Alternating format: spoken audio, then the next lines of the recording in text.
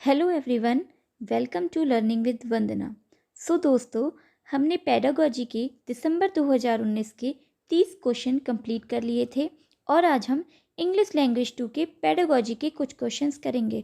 Guys, जिसने pedagogy के DP के क्वेश्चंस नहीं देखे हैं वो आई बटन पर क्लिक करके देख लें। गाइस, चलते हैं इंग्लिश पेडागोजी के क्वेश्चंस पर। गाइस, अगर आपको वीडियो अच्छी लगे तो like, share, subscribe and comment ज़रूर करें। तो चलिए शुरू करते हैं।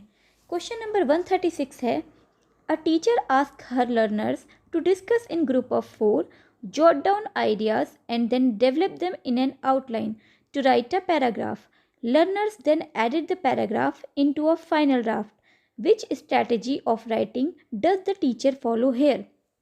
गाइस, अगर हम क्वेश्चन देखें तो क्वेश्चन में बोला गया है कि जो एक टीचर है वो लर्नर्स को कहता है कि आप 4 लोगों के ग्रुप में डिस्कस करें। क्या डिस्कस करें? अपने आइडियाज़ को और जॉट डाउन आइडियाज़। और अपने जॉट डाउन मीन्स होता है नोट या राइट डाउन। अपने आइडियाज़ को राइट डाउन करें and then develop them in an outline, और उसके बाद अपने आइडियाज़ को एक आउटलाइन दें। टू राइट अ पैराग्राफ, और उसको पैराग्राफ में लिखें। Learners then edited the paragraph into a final draft. अगर आप उसके बाद लिख लें, उसके बाद कहा गया है बच्चों से कि आप अपने पैराग्राफ को एडिट करें अगर उसमें कोई गलती हो जाए, उसके बाद उसे फाइनल ड्राफ्ट तैयार करें। तो टीचर द्वारा यहाँ पर कौन सी स्ट्रैटेजी यूज़ की गई है? गाइस, हम देखते हैं ऑप्शन नंबर फर्स्ट पे। ऑप्शन नंबर फर्स्ट है group work, option number second है process approach, option number third है product approach, option number fourth है डिस्कशन मेथड। गाइस, हम देखते हैं ग्रुप वर्क। अगर यहाँ ग्रुप वर्क की बात होती तो बात तो ग्रुप वर्क हो गई है, तो यहाँ पे एक भ्रमित करने वाली चीज़ है। आधे बच्चे देखेंगे यहाँ पे तो ग्रुप्स ऑफ 4 लिखा है तो ये ग्रुप वर्क हो गया। नहीं गाइस, यहाँ पे ग्रुप वर्क होता तो इतने प्रोसेस की बात नहीं गई है। यहाँ पे 4-5 प्रोसेस की बात की गई है कि टीचर ने बोला है पहले बच्चों से कि आप ग्रुप में इकट्ठा हो जाएं, नोट डाउन करें अपने आइडियाज़ को। सेकंड प्रोसेस हो गई। थर्ड प्रोसेस में उसने बोला है कि आप अपनी जो पैराग्राफ है उसको राइट डाउन करें। थर्ड प्रोसेस हो गई। उसके बाद जो फाइनल पैराग्राफ होगा उसको एडिट करना है, तो चौथी प्रोसेस हो गई। तो सेकंड ऑप्शन में लिखा है प्रोसेस अप्रोच। हाँ, ये हो सकता है। थर्ड ऑप्शन है प्रोडक्ट अप्रोच। प्रोडक्ट अप्रोच होती है जो फाइनल अप्रोच होती है। प्रोडक्ट मीन्स हम जानते हैं जो किसी भी चीज़ को हम जब प्रोडक्ट आता है, प्रोडक्ट मतलब आंसर आता है, तो ये भी नहीं है। फोर्थ ऑप्शन है डिस्कशन मेथड। डिस्कशन मतलब जब हम डिस्कस करते हैं।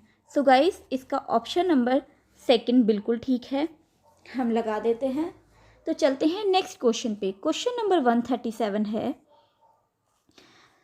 उससे पहले हम जान लेते हैं एक एक के बारे में। Group work. ग्रुप वर्क है a method of instructions that gets student to work together in groups. मतलब a method of instruction that get students to work together in group. सारे बच्चे जब एक ग्रुप में काम करेंगे, दैट इज ग्रुप वर्क। ठीक है। सेकेंड चीज़ दी थी यहाँ पे प्रोसेस अप्रोच। प्रोसेस अप्रोच है it's a method to plan the process and the interaction of these process as part of the management system. ठीक है, ये मैंने भी आपको समझा दिया। थर्ड ऑप्शन है प्रोडक्ट अप्रोच। अगर आप में से कोई इसको नोट डाउन करना चाहता है तो पॉज करके इसको नोट डाउन भी कर लें, ये काफ़ी इंपॉर्टेंट है। तो चलिए हम चलते हैं नेक्स्ट क्वेश्चन पे।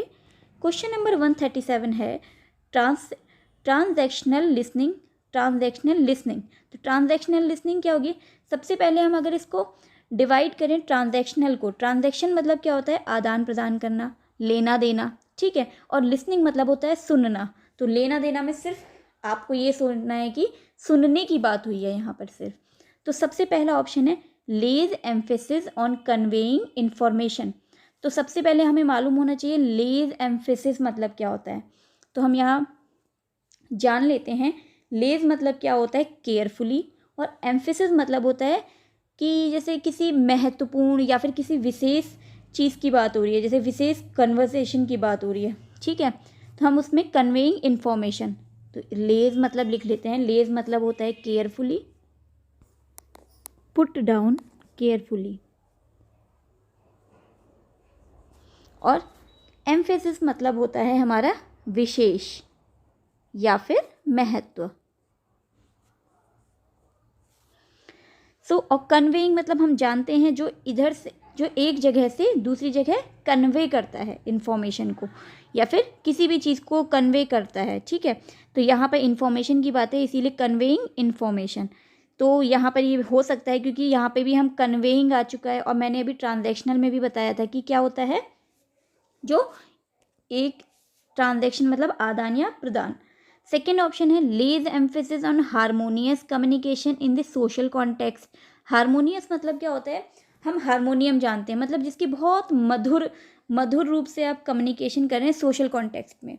जी नहीं, ट्रांजैक्शनल है ना, तो आपको हर तरीके की लिसनिंग करनी है, ठीक है।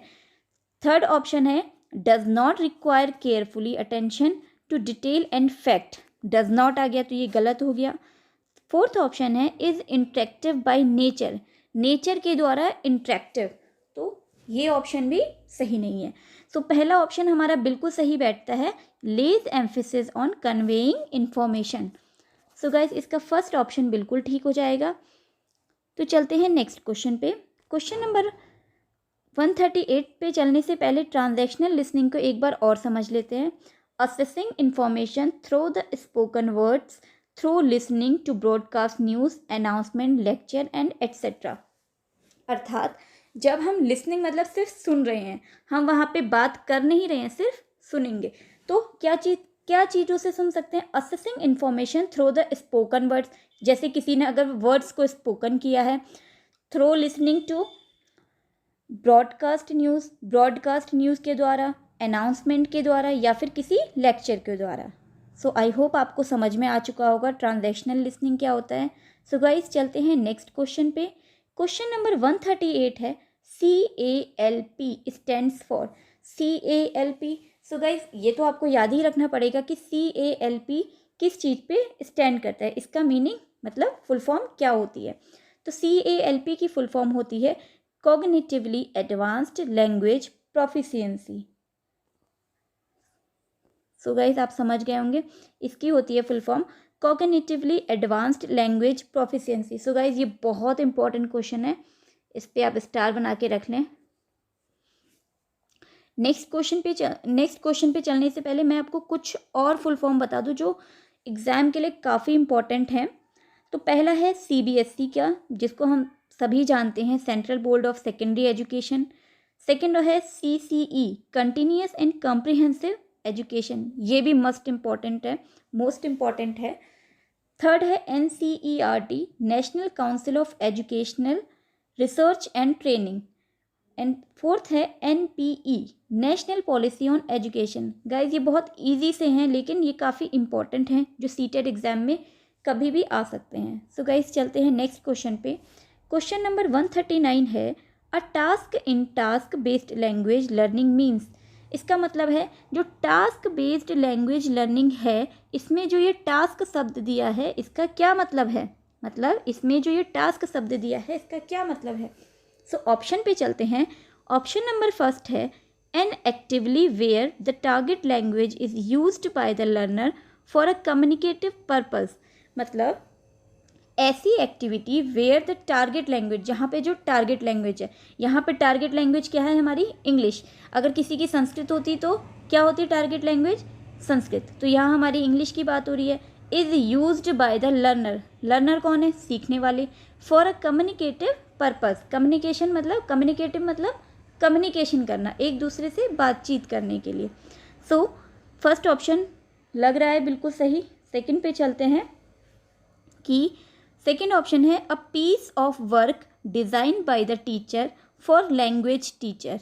मतलब ऐसा कोई अ पीस ऑफ वर्क जिसे डिज़ाइन किया जाए टीचर के द्वारा, लैंग्वेज टीचर के द्वारा, ठीक है। तो ये बिल्कुल गलत लग रहा है कि अगर टीचर किसी चीज़ को एक सिर्फ वर्क में, पीस ऑफ वर्क में किसी चीज़ को डिज़ाइन करके रख दे, उससे बच्चा कैसे सीख पाएगा, है ना। सो थर्ड ऑप्शन है a textbook exercise to be carried out by learner individuals. मतलब जो इंडिविजुअल्स मतलब आपको पता ही है। अ टेक्स्ट बुक एक्सरसाइज मतलब जो टेक्स्ट बुक में जो एक्सरसाइज हैं उनको कैरी करके लर्नर्स की, इंडिविजुअल्स का है। तो ये टास्क का ये भी मतलब नहीं है। फोर्थ ऑप्शन है a task for the teacher for assessing learner language learning. मतलब a task for the teacher, teacher के लिए टास्क है कि वो बच्चों का लैंग्वेज लर्निंग का असेस करें, तो ये भी नहीं है। तो इसमें क्या है, बिल्कुल सही आंसर जो बैठता है, an activity where the target language is used by the learner for a communicative purpose.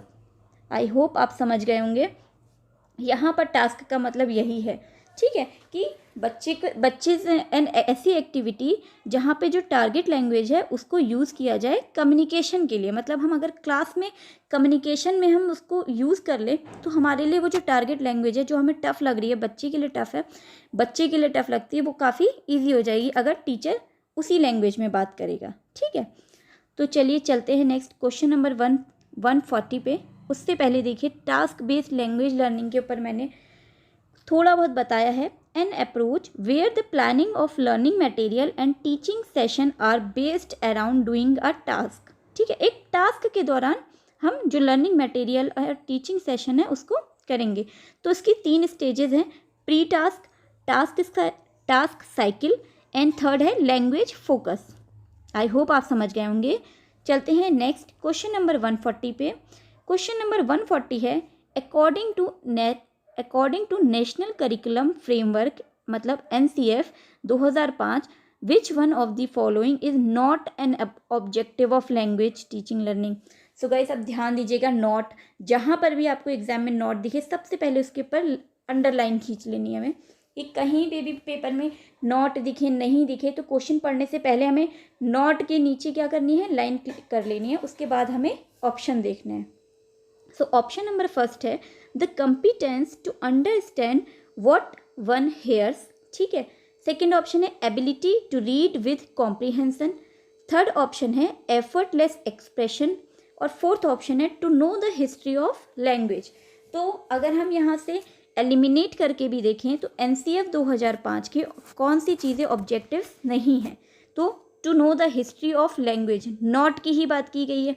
तो अगर हम देखें competence to understand what one hears, ठीक है, तो पहले हम जान लेते हैं कम्पिटेंस मतलब क्या होता है। कम्पिटेंस मतलब होता है कुछ करने की क्षमता, ठीक है, कुछ करने की एकदम वो होता है ना कि कुछ मतलब व्हाट वन हेयर्स, अगर किसी ने कुछ सुना है तो उस किसी चीज़ को करने की क्षमता वो कर रहा है, ठीक है, तो ये बिल्कुल सही है।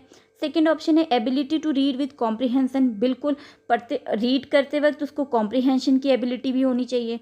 थर्ड ऑप्शन है एफर्टलेस एक्सप्रेशन, हाँ NCF ने इसकी भी बात की है कि एफर्टलेस एक्सप्रेशन होना चाहिए। फोर्थ ऑप्शन है to know the history of languages, बिल्कुल भी नहीं कि हिस्ट्री ऑफ लैंग्वेजेस, लैंग्वेज की हिस्ट्री के बारे में NCF ने बात बिल्कुल भी नहीं कही है कि बच्चों को ये पता होना चाहिए। तो इसका ऑप्शन वैसे तो ये गलत है NCF के हिसाब से, लेकिन यहाँ पर नहीं आ चुका है, इसीलिए इसका आंसर जो सही होगा वो होगा to know the history of languages. I hope आप समझ गए होंगे। तो मैं एक बार आपको NCF 2005 के बारे में जो भी लैंग्वेज टीचिंग लर्निंग है उसके बारे में बता देती हूँ। NCF 2005 के कुछ मुख्य पॉइंट्स हैं, आप देख लीजिएगा और आप एक बार इसको पूरा पढ़ लीजिएगा क्योंकि ये काफ़ी इंपॉर्टेंट है। फर्स्ट है acquire the skill of listening, speaking, reading, writing and thinking in an integrated manner. Second है develop interpersonal communication skill.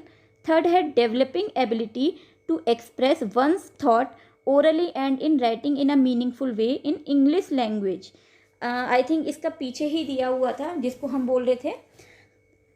Fourth दिया है develop reference skill both printed and electronic mode. अगला है ability to read and interpret critically the text in different context both verbal and pictorial mode. Next है ability to read with comprehension, ये बिल्कुल same अभी जो हमने पढ़ा था वो था। नेक्स्ट है able to interpret, understand instruction and polite forms of expression and respond meaningful both orally and in writing. तो गाइज इनको आप अच्छे से पढ़ के जाइएगा क्योंकि NCF जो है CTET के लिए काफ़ी ज़्यादा इंपॉर्टेंट होता है। आप CTET में हो या किसी भी टेट का एग्ज़ाम दे कि आपके लिए NCF जो है वो काफ़ी ज़्यादा इंपॉर्टेंट है, काफ़ी ज़्यादा। इसके 2 या 3 क्वेश्चन आपको कहीं ना कहीं पक्का मिल जाएंगे। तो गाइस चलते हैं नेक्स्ट क्वेश्चन पे। क्वेश्चन नंबर 141 है विच one of the following is not true of language learning. Language learning में क्या चीज़ ट्रू नहीं है, ठीक है। तो हम नोट को हमने देख लिया है और अच्छे से अंडरलाइन हमने भी कर लेनी है। फर्स्ट है रीडिंग इज़ मेकिंग मीनिंग, मतलब रीडिंग इज़ मेकिंग मीनिंग, ये तो समझ में आ रहा है ऐसे ही। सेकंड है grammatical rules are important for learning language, अरे बिल्कुल भी नहीं। किसी भी लैंग्वेज को करने के लिए आपको लगता है कि ग्रामेटिकल रूल्स पहले इम्पॉर्टेंट होते हैं? नहीं। थर्ड है लैंग्वेज लर्निंग टेक्स टाइम, सही बात है, किसी भी चीज़ की आप लर्निंग करोगे तो वो थोड़ा टाइम लेगा। फोर्थ ऑप्शन है language learning needs a context, तो ये भी नहीं है। कॉन्टेक्स्ट मतलब है संदर्भ, ठीक है, कि किस लैंग्वेज लर्निंग के लिए आपको सबसे पहले संदर्भ की ज़रूरत है, बिल्कुल, है ना, ये भी सही है। लैंग्वेज लर्निंग टेक्स टाइम, ये भी ठीक है। रीडिंग इज़ मेकिंग मीनिंग, उसका शब्द का कोई मीनिंग बनना चाहिए, ठीक है, पढ़ते वक्त, तो ये भी सही है। तो इसका ऑप्शन जो गलत है वो है सेकंड, और यहाँ पे गलत मतलब नॉट की ही बात की गई है, तो इसका सेकंड जो है वो बिल्कुल सही होगा। तो गाइस चलते हैं क्वेश्चन नंबर 142 पे। उससे पहले हम जान लेते हैं लैंग्वेज लर्निंग के बारे में। लैंग्वेज लर्निंग में लिखा, लैंग्वेज लर्निंग में है language learning is an active process that begins at birth and continuous through out life. तो इसके प्रिंसिपल्स हैं कुछ एक, कॉम्प्रिहेंसिबल इनपुट, कॉन्टेक्चुअलाइज्ड इंस्ट्रक्शन, थर्ड है creating a low anxiety classroom. तो गाइज आप इसको ध्यान में रखिएगा। सो गाइज चलते हैं नेक्स्ट क्वेश्चन नंबर 142 पे। आई थिंक ये आज का लास्ट क्वेश्चन है। Which is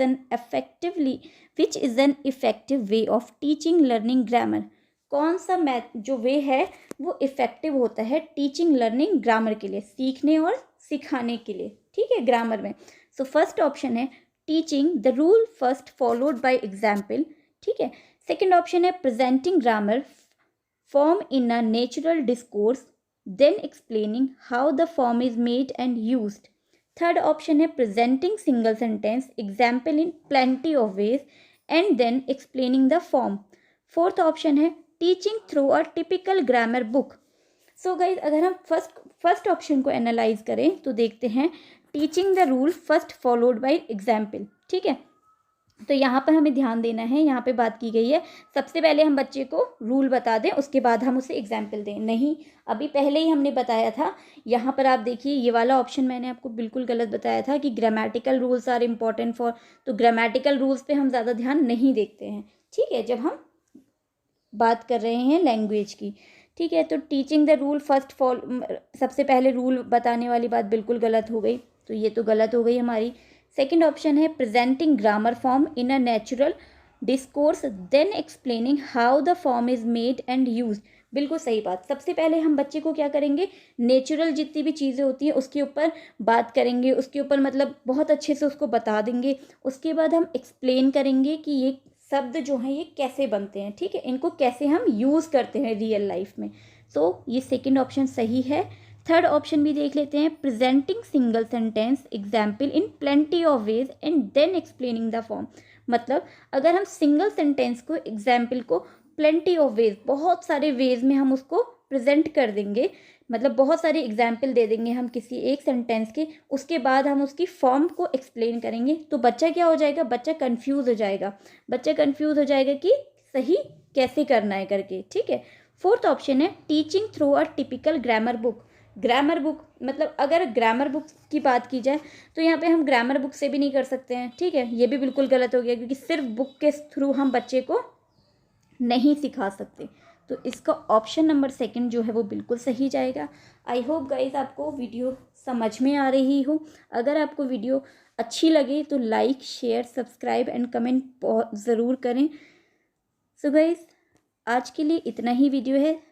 thank you for watching.